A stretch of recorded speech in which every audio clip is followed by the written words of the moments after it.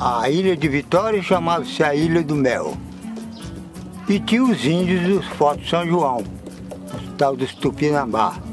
Assim conta na história que tem da transferência de Vitória, de Vila Velha para Vitória, a cidade capital do Espírito Santo. Ilha do Mel é o nome mais antigo da cidade de Vitória, capital do Espírito Santo. Acredita-se ter sido criado pelas populações indígenas que aqui viviam e foi inspirado nas belezas e riquezas naturais da ilha. Também tem origem indígena o termo que identifica os nativos do estado do Espírito Santo, capixaba. Tudo começou aqui nessa região da Gruta da Onça. E a palavra capixaba quer dizer roça de milho, capixaua, na língua indígena. Então, antes existia uma aldeia de índios aqui e uma grande roça de milho. E capixaua era o nome dessa roça de milho. Depois, as pessoas que começaram a morar aqui começaram a ter esse nome também, capixaua. E daí esse nome se estendeu para todo o estado. No século XX, um outro apelido surgiu, Cidade Presépio. Vitória, se você for olhá-la pela Bahia, a partir da Bahia, pela sua configuração geográfica, como eu falei, né, que você tem um platô e um maciço central com um pano de fundo, à noite, com as luzes acesas das casas, esse contraponto do mar, dessas luzes e do morro atrás, vai configurar como um pequeno presépio, né? Então as pessoas, a partir de um determinado momento, começaram a apelidar a cidade de cidade presépio. A cidade presépio se mantém até hoje, obviamente que não tão presépio quanto era na sua origem, porque aí sim você tinha as cidades, as casinhas encrespadas, né? No morro mesmo, naquela geografia bem fechada. Agora com os aterros, depois na parte baixa, isso essa configuração mudou um pouco, né? se perdeu um pouco. Até hoje você pode considerá-la como cidade presépio pela sua geografia.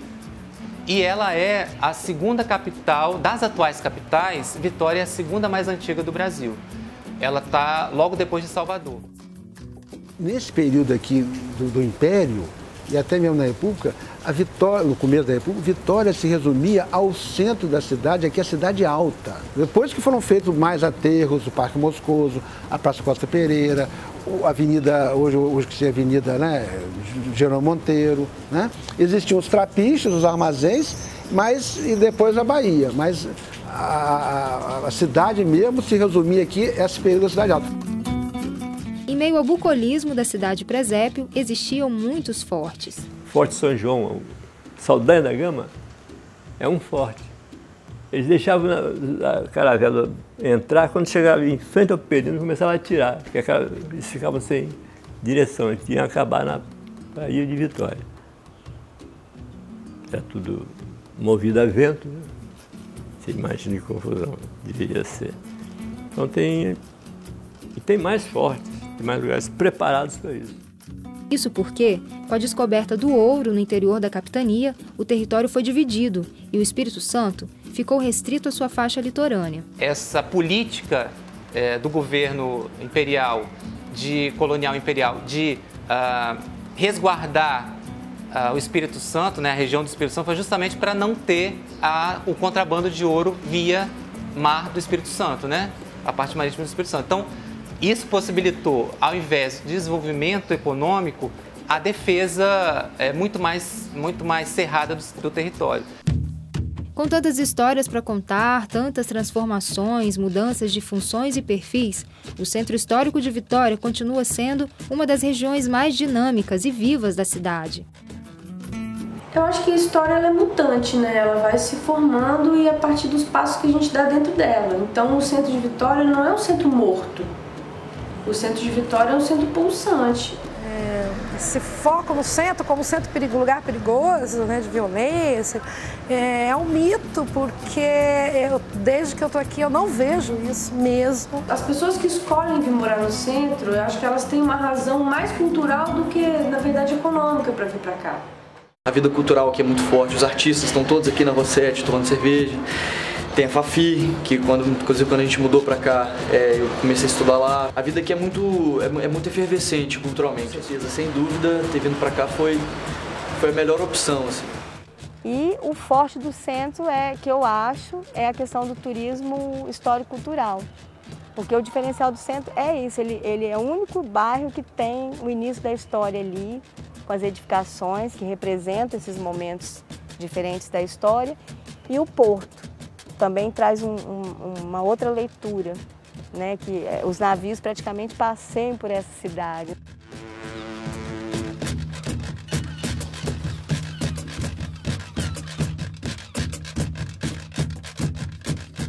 Uma coisa gostosa da gente fazer, atravessar aquela baía ali. Eu normalmente gostava de atravessar remando, né? Quando eu entrava no bote, botava o catraeiro lá para trás e digo, deixa comigo. Tinha aqueles piqueniques lá, aqueles acampamentos que a gente fazia no Penedo, né? A gente saía lá de casa, ia lá para baixo do Penedo, ali passava o dia ali, então, armando barraca, fazendo aqueles negócios todos, pegando aquelas frutas, tabuá, manga, cajamanga, entendeu? Araçá, goiaba. Então, e pegando caranguejo, né, ali naqueles mangues ali. Ó, a gente vive nessa região desde o início dos anos 70. Eu era pescador, vivia da pesca aqui na Baía de Vitória, um dos meus pontos de pesca era aqui na Foz do Rio Aribiri. E toda essa região que a gente descortina aqui, onde é a prefeitura hoje, a Rede Gazeta, o Colégio Dom Bosco, por aqui, tudo era manguezal. Então a prainha aqui em frente ao Hospital São Lucas aqui era muito frequentada pelas pessoas que vivem na região aqui, que viviam na região e frequentavam aqui, vinham pescar, passear, como se isso aqui realmente fosse uma praia. A maior parte das áreas de manguezal de Vitória foram aterradas. Os primeiros aterros foram feitos na década de 1810 e o processo se intensificou na entrada do século XX, com obras de saneamento básico e urbanização. Muito aterro. É tanto que o Teatro Carlos Gomes, onde está o Teatro Carlos Gomes é pântano, era um brejo. A onda modernizante incluiu também a demolição de vários prédios centenários, até que personalidades como o arquiteto André Carlone transformaram essa consciência, revalorizando a história escrita através de dezenas de monumentos arquitetônicos que formam o Centro Histórico de Vitória. 2 deles, o Convento São Francisco e a Igreja de Nossa Senhora do Rosário dos Pretos, remontam a um lendário episódio ocorrido no início do século XIX.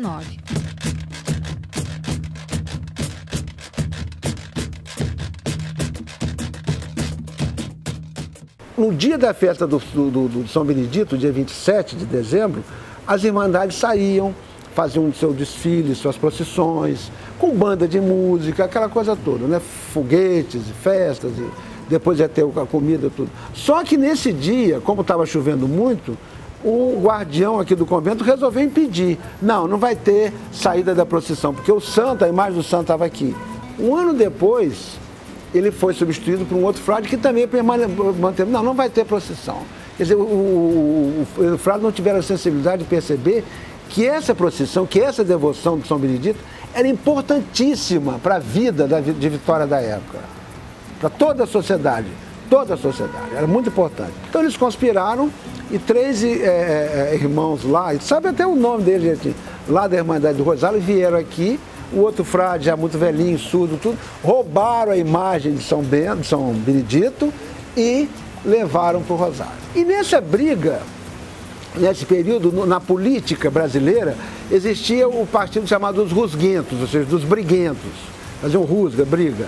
E que eram chamados também de caramuru, que é um tipo de peixe de qualidade inferior, se considerava na época, e que era muito briguento, né? Que dá mordida, machuca mesmo o pescador. Então, em contrapartida, os de São Francisco, os caramurus, apelidaram outros de peroás. Por quê? Na época, hoje o peroá está até sumindo, é um peixe até muito considerado, mas na época era um peixe chamado de qualidade inferior. Então, nós somos os caramurus, mas vocês são os peroás.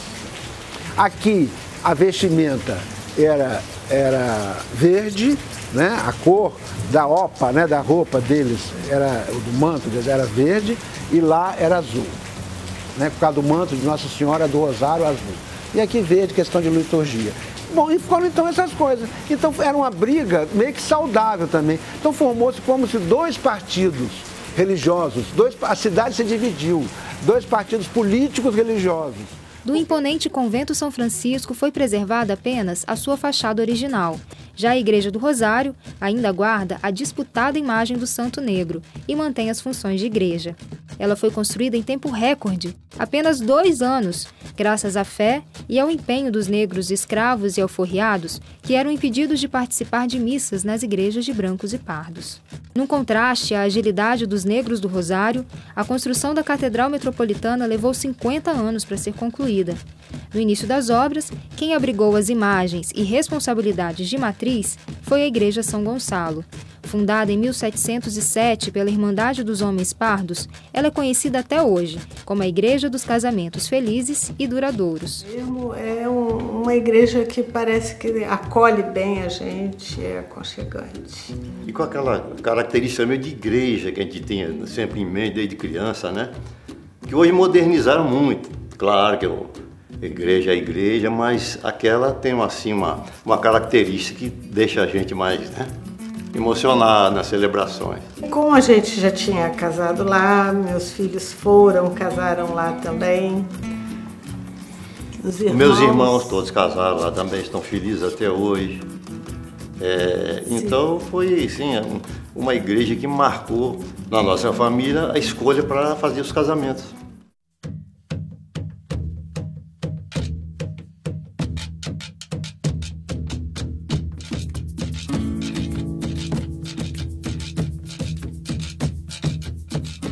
Foi uma época maravilhosa. No recreio, nós sentávamos no chão, fazíamos um círculo de 4 ou 5.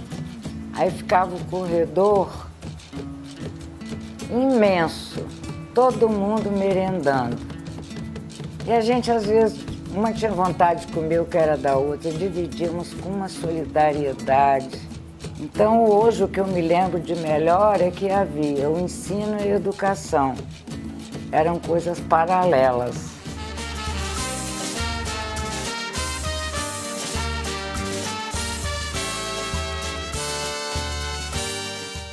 E o carnaval daqui era maravilhoso. Meu sogro era o Raimundo. Era muito animado. Carnaval muito bom, sadio, né? Tudo família, todo mundo botava cadeira do lado de fora, assim. Esses dias assim, de feriado, de domingo assim, eles faziam, era coreto que eles falavam. Hoje vai ter coreto lá no Parque Moscou, hoje vai ter na praça, a gente ia tudo pra lá. Ali a praça era um lugar muito animado mesmo, puxa vida. Ali era gente noite e dia, alta adulta, tocava, fazia serenata ali a noite toda ali. Eu, quando queria vir na Praça Costa Pereira, eu colocava o terno para vir. Eu não vinha de manga de camisa, porque não era proibido. É que a gente ficava, assim, sem jeito de entrar na praça, porque só tinha aquela gente chique. Os homens andavam da direita para a esquerda, para o lado de fora da praça, e as mulheres andavam o contrário, para ficar de frente, para poder se olhar, entendeu? Para poder começar o namoro. A gente já ia para a Praça Costa Pereira para namorar, para flertar com os rapazes, sabe? Mas não era esse namoro de hoje não, minha filha. Eu tinha uns flertezinhos, namoradinho, meu irmão dizia assim, vai na frente que eu quero olhar você. Ele com a minha cunhada. Você já pensou que coisa horrível? Não podia dar nem a mão. Nós íamos muito no São Luís, Cine São Luís, tinha o Cine Capixaba, que era lá perto do Mercado da Capixaba. Tinha o Trianon, que era em Jucutuquara. E o Carlos Gomes e o Carlos Teatro Gomes, Vitória. Era cinema, não era teatro. E tinha também em São Torquato, é o Cine Capixaba, né? O Cinema Santa Cecília exigia paletó para você ver o filme. Era um cinema de luxo, todo feito, pintura feita à mão, mármore na entrada. A gente ficava em pé no cinema, tinha um lugar de sentar e tinha um lugar de ficar em pé. Era um tipo de um areião assim, da terra, e a gente ficava ali assistindo o filme. Era o Puritiano, como eles falavam de primeiro, que era baratinho, entendeu? Entrava todo mundo,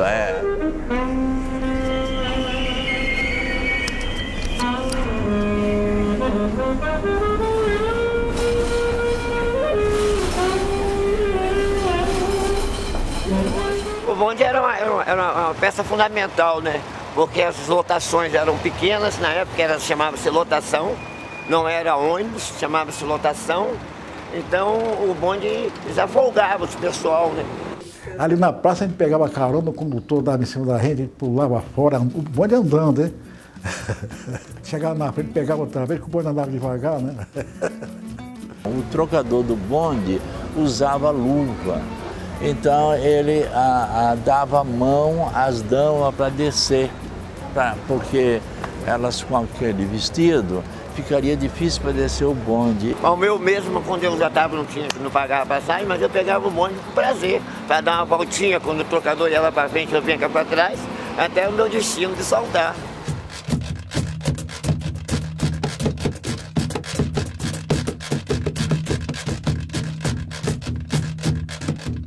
Quando vem pessoas de fora, clientes de fora desse carro comigo, vem criança, pode ser da vez, vocês estão? Eu já pulei dali, aí a criança fala bem assim, poxa, como é que você pulava daí que isso aqui, se eu pulava daí que isso aqui tá tudo desse jeito? Você tá vivo? Eu falei, meu filho, mas quando eu pulava aqui, isso aqui era água. Eu comecei pulando dali naquela base, depois, mas lá de cima eu estou pulando, como é que você saía da água? Porque a gente já sabia como pular, né? Mas a gente se aprofundava muito. A criança vem, de vez em quando eles trazem outros filhos, trazem netos, para conversar com a gente. Aí eu levo até aonde que tem as fotos antigas, para eles verem como era. Eles falam, poxa, mas era assim, isso aqui era assim. Era um lugar de Vitória mesmo, era a Vila Rubim. E o mercado da Vila Rubim, a referência é que tinha esses grupos de pessoas, as famílias, que iam tudo lá comprar banana, maçã. E ficava tudo exposto, era uma feira aberta, né? A Vila Rubim era um movimento ali, era mais rural, né? Vinha que as pessoas lá de Cachoeiro, Colatina, vinha muita, me chama, embarcação, trazendo material, era abóbora e outras coisas mais, feijão, até caça eles traziam para vender. Se quer coisa melhor de fazer compra do que a Vila Rubim, não tem. Não tem. Não tem supermercado nenhum do mundo melhor do que a Vila Rubim. Lá você encontra de tudo e por um preço bem acessível. A partir da década de 1970, o centro passou por um período de esvaziamento e desvalorização, com o eixo econômico mudando para o norte da cidade. A reversão desse processo teve início ainda em meados dos anos 80, com a revitalização de alguns prédios históricos, e se intensificou no início do século XXI. O esvaziamento que se fala do centro, tal, se deu pela elite, né? E é são outras classes, as classes populares, né, se a gente pode falar assim, que ocupam essa área, né?